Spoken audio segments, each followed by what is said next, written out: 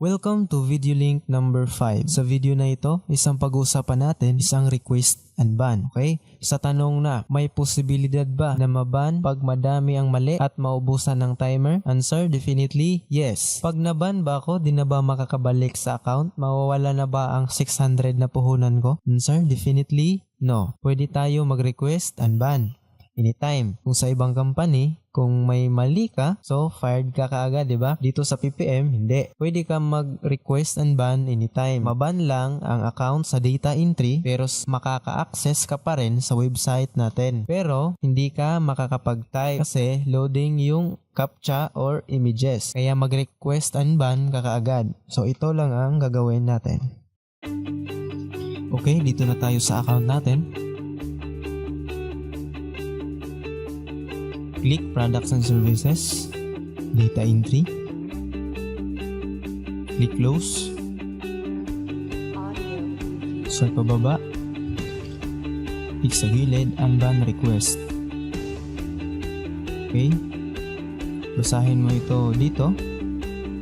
Okay, basahin natin yan na mabuti para di na tayo magtanong-tanong sa apply natin. Okay, kung may di naintindihan, so doon na tayo magtanong. Okay, may mga info dito. Kailangan mo itong mabasa. Okay, dito. I-click natin itong request and ban. Okay, yan ang button. Click natin.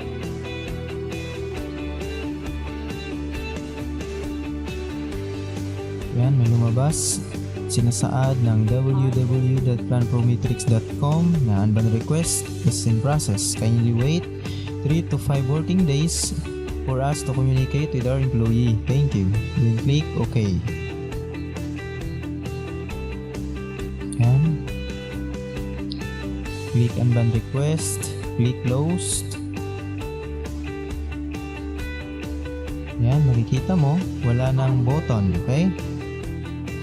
So, process pa yan for 3 to 5 working days. So, hindi na tayo magtanong kung kailan ba mawala yung ban. Okay, dito natin tingnan lahat ng mga transaction na sa account natin. Dito natin makikita. Okay, ayan, data entry, request for ban, yan ang date.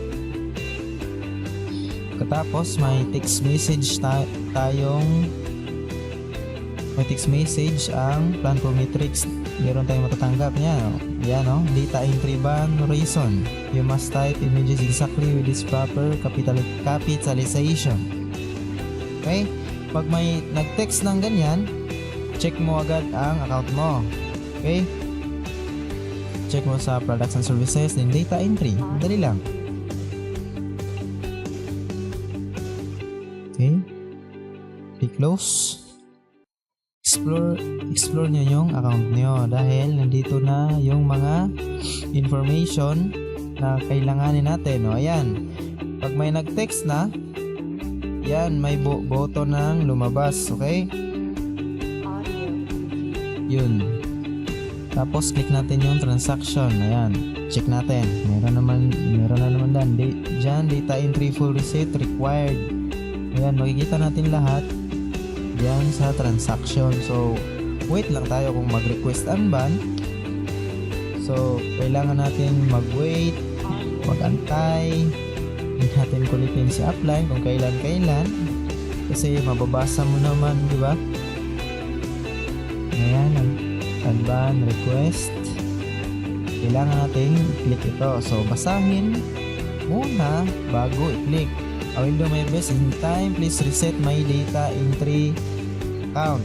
Okay? Marireset lahat yung naipon mo. So, sa susunod, make sure mabasa mo lahat ng tips. Explore ka muna. Huwag mo nang mag-type agad. Okay? Click natin.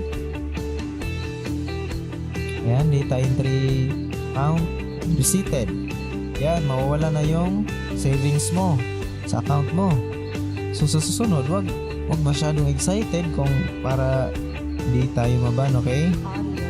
Set natin pababa. O, ayan, wala na. Mag-a-apply ulit tayo. Ayan, mag-a-apply ulit tayo. I-link natin ulit. Okay? Sa mode of encashment, same, PPM. Click. Then account password ng account mo. Huwag mo kalimutan basahin na naman yung reminders. Okay? Link my account to software. Click close. Ayan. So, mag-antay na naman tayo kung kailan tayo bibigyan ng admin ng software password para ma-approve. Okay, so mga after 2 days or 1 day, so ngayon mga 1 or 2 hours meron na tayong software password. Mabilis na mag-approve ang admin natin ngayon. Okay, so kung approve na naman yun, di ba ganito yun, may software password na tayo, so pwede na tayo ulit mag-type. So advice ko lang na basahin muna yung mga additional info na binigay sa'yo ng upline mo or sa group. Basa-basa ka para iwas ban, okay? So natapos mo na ang 5 video tutorial na sa data entry. Kung nagustuhan mo ang video na to at nakatulong sa'yo, i-click mo lang ang like sa baba, at kung may di ka naintindihan at kung may mga dagdag ka pang informasyon, so mag-comment ka lang sa baba, okay? Kung gusto mong makapanood ng mga bagong video na gagawin ko, video tutorial, so i-click mo lang yung subscribe button, okay? So thank you sa panonood at God bless.